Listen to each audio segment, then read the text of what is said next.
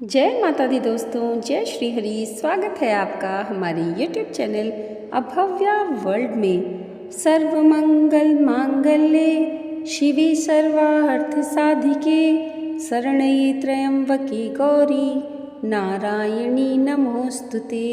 दोस्तों, आइए आज की इस वीडियो में हम श्री दुर्गा सप्तशती के 11वें अध्याय का श्रवण करें, जिसमें देवताओं का देवी की स्तुति करना और देवी का देवताओं को वरदान देना वर्णित है।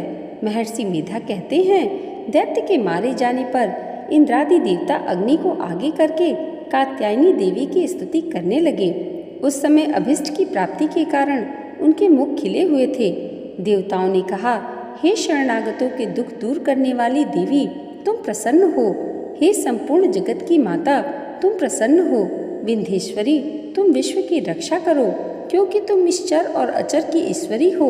हे देवी, संपूर्ण जगत की आधार रूप हो, क्योंकि तुम पृथ्वी रूप में भी स्थित हो और अत्यंत पराक्रम वाली देवी हो। तुम विष्णु की शक्ति हो और विश्व की बीज परमाया हो, और तुमने ही इस संपूर्ण जगत को मोहित कर रखा है। तुम्हारे प्रसन्न होने पर ही यह पृथ्वी मोक्ष को प्राप्त होती है। हे देवी, संपूर्ण विद्याएं तुम्हारे ही भिन्न भिन्न स्वरूप हैं। इस जगत में जितनी स्त्रियां हैं वह सब तुम्हारी ही मूर्तियां हैं। एकमात्र तुमने ही इस जगत को व्याप्त कर रखा है। तुम्हारी स्तुति किस प्रकार से हो सकती है, क्योंकि तुम परम बुद्धि रूप हो और संपूर्ण प्राणी रूप स्वर्ग मुक्ति देने वाली हो। अतः इसी रूप में तुम्हारी स्तुति की गई है। तुम्हारी स्तुति के लिए इससे बढ़कर और क्या युक्तियां हो सकती हैं। संपूर्ण जनों के हृदय में बुद्धि रूप होकर निवास करने वाली, स्वर्ग तथा मोक्ष प्रदान करने वाली हे नारायणी देवी, तुमको नमस्कार है।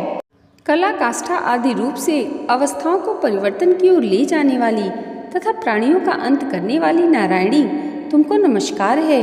हे नारायणी, संपूर्ण मंगलों के मंगल रूप वाली हे शिवे, हे संपूर्ण प्रयोजनों को सिद्ध करने वाली, हे शरणागत वत्सला, 3 नेत्रों वाली गौरी, तुमको नमस्कार है।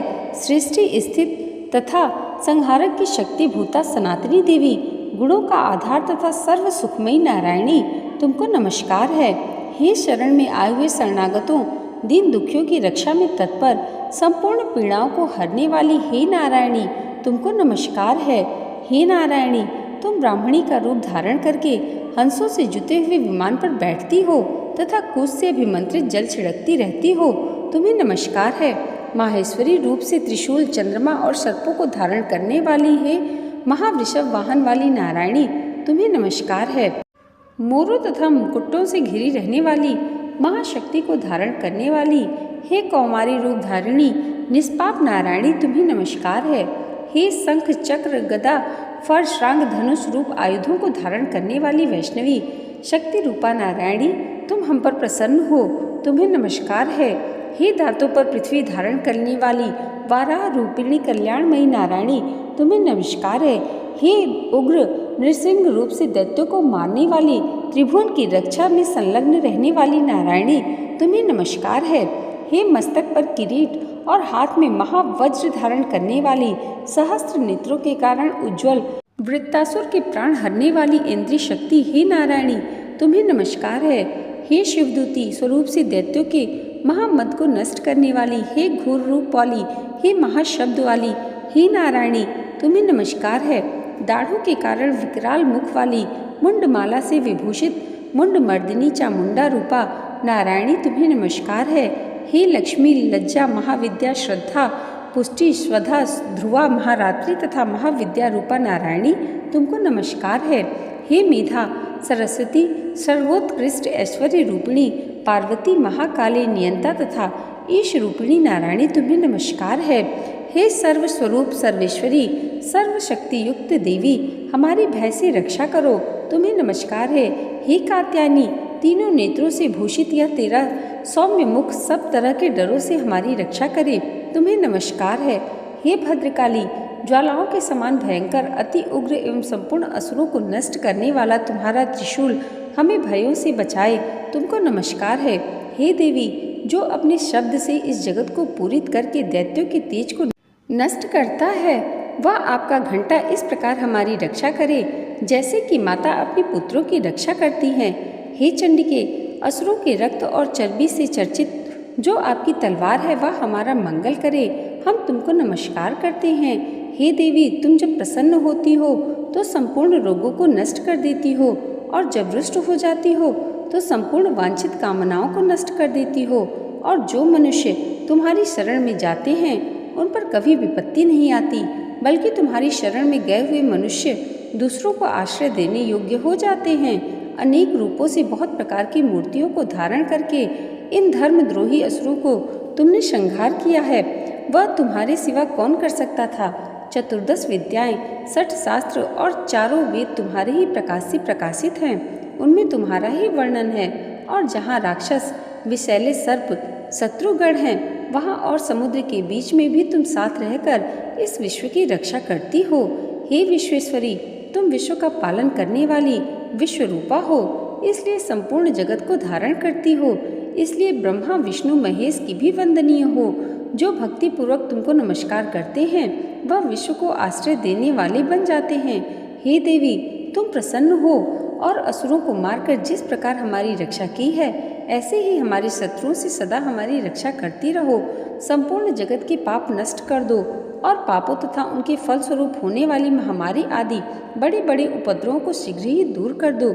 विश्व की पीड़ा को हरने वाली देवी, शरण में पड़े हुओं पर प्रसन्न हो। त्रिलोकी निवासी के पूजनीय परमेश्वरी, हम लोगों को वरदान दो। देवी ने कहा, हे देवताओं, मैं तुमको वर देने को तैयार हूँ। आपकी जैसी इच्छा हो वैसा वर मांग लो, मैं तुमको दूंगी। देवताओं ने कहा, हे सर्वेश्वरी, त्रिलोकी के निवासियों की समस्त पीड़ाओं को तुम इसी प्रकार हरती रहो और हमारे शत्रुओं को इसी प्रकार नष्ट करती रहो।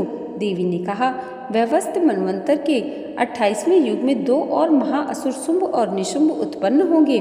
उस समय मैं नंद गोप के घर से, यशोदा के गर्भ से उत्पन्न होकर विंध्याचल पर्वत पर शुंभ और निशुंभ का संहार करूंगी। फिर अत्यंत भयंकर रूप से पृथ्वी पर अवतरण होकर मैं वह प्रचित्ति नामक दानवों का नाश करूंगी। उन भयंकर महाअसुरों को भक्षण करते समय मेरे दांत अनार पुष्प के समान लाल होंगे। इसके पश्चात स्वर्ग में देवता और पृथ्वी पर मनुष्य मेरी स्तुति करते हुए मुझे रक्तदंतिका कहेंगे। फिर जब 100 वर्षों तक वर्षा न होगी तो मैं ऋषियों की स्तुति करने पर आयोनिज नाम से प्रकट होंगी और अपने 100 नेत्रों से ऋषियों की ओर देखूंगी। अतः मनुष्य शताक्षी नाम से मेरा कीर्तन करेंगे। उसी समय मैं अपने शरीर से उत्पन्न हुए प्राणों की रक्षा करने वाले शाकों द्वारा सब प्राणियों का पालन करूंगी और तब इस पृथ्वी पर शाकंभरी के नाम से विख्यात होंगी।